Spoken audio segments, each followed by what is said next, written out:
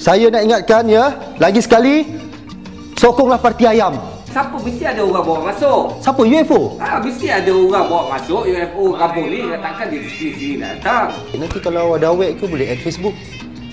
Tampal poster encik, calon parti ayam. Pada negara, marilah mari pergi mengundi.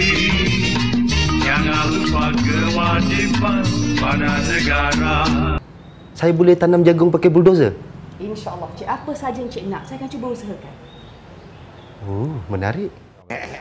Okay, in terms of say the ASEAN region, what are the differences in the electoral process? The struggle in the democratization process is very much determined by the history and the geopolitics of the area, and ASEAN is uniquely a bloc of countries coming together to set up this economic bloc. I think through this economic bloc now we are moving towards the other aspect of nation building and also regional solidarity, whereby human rights and democratization issues are coming forward. But the standards are not set because the organization that is looking into this process are dealing with this issue in an ad hoc basis. So there is no one benchmark or one declaration or one process where we all can adhere to. But it's the beginning of a process, and whereby now we are looking at an ASEAN declaration on democratization, basically to set a particular standard to the system that we have in this ASEAN region, especially taking into account countries that have bad democratization record, especially like Burma, and also now Malaysia and also Singapore are in the list. So to set forward a benchmark, a standard where democratization have to take into account certain elements of the rights process and the freedom process is vital.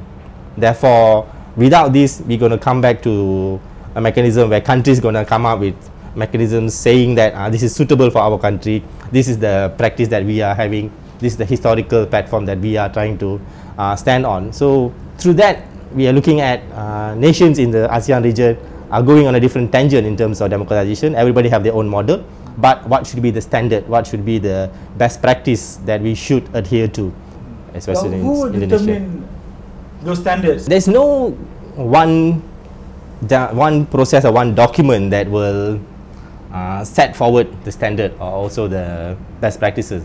But we have to look into different jurisdictions that have similar electoral system. So through that, we bring forward the best practices, and the process and the mechanisms are only set forward through consensus. Of course, bringing in various stakeholders, especially the NGOs and international UN agencies coming forward, and to sit together with ASEAN nations to come forward with the best practice framework that we can all can agree to based on the international standards available, as well as on the international declarations and other best practices from more older jurisdictions in terms of election and also democratization processes.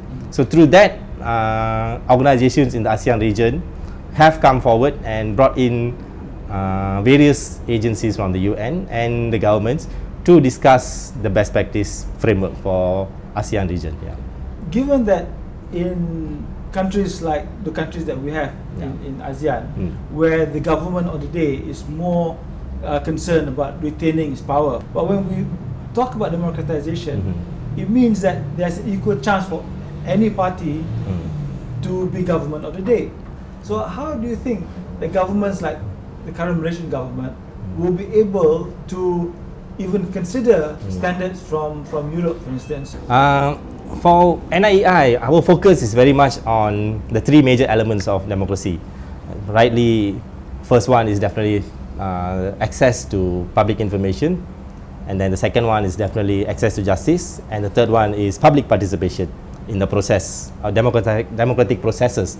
So in these three elements, so we look into the role the media plays and the role the electoral administration play, as well as the government of the day. The kind of information they provide, the kind of public education they have set forward in terms of empowering the public to take part in this process. And secondly, when they empower them, are they taking part in these processes? Like in the current election, we can see people are talking about tsunami China, tsunami this, tsunami that. So for me, it's a kind of public participation in our electoral process. So that is second element.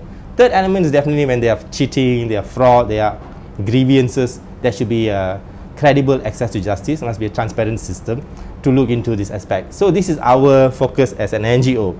But looking at the political aspect of it and the challenges, especially talking about countries like Malaysia, also like Singapore, and there are various other countries in the region that have this strong political history where they want to hold on to power by all means. So this is a very problematic position, of course.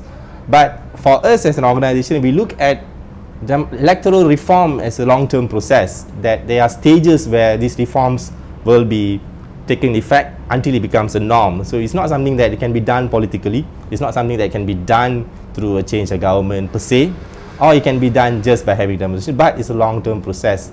We have to study the behavior of the state. How do state react to dissent? How do state react to information? How does state react to public participation in democratic mechanisms?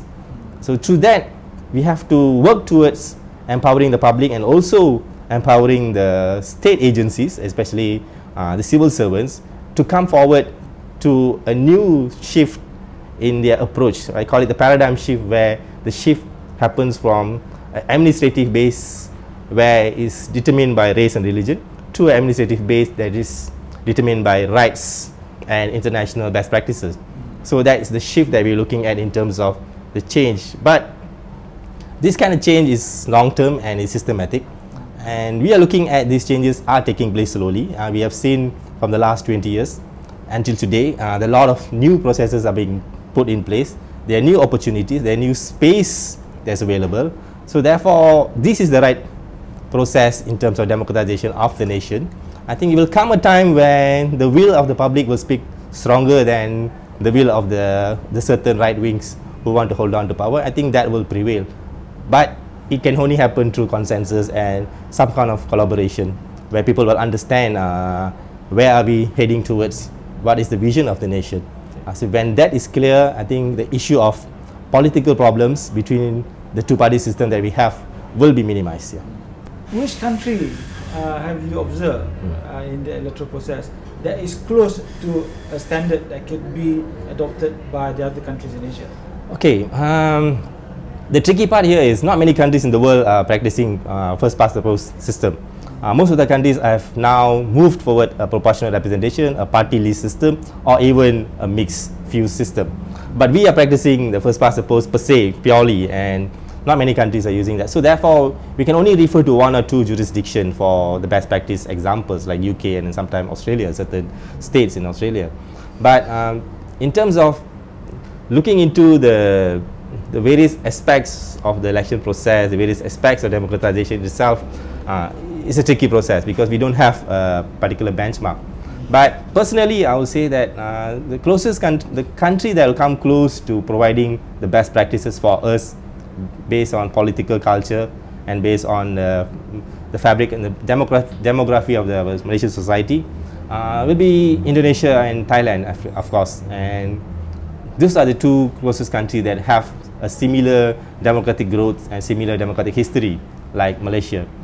I will particularly suggest that Thailand is the best example for setting up and the reform and the evolution of electoral reform as a benchmark, because Thailand have went through various coup d'etat and various changes in constitution. So it's a very dynamic process, and a lot of short-term changes happen in a very limited period of time in the modern sense, and the modern mechanisms were considered.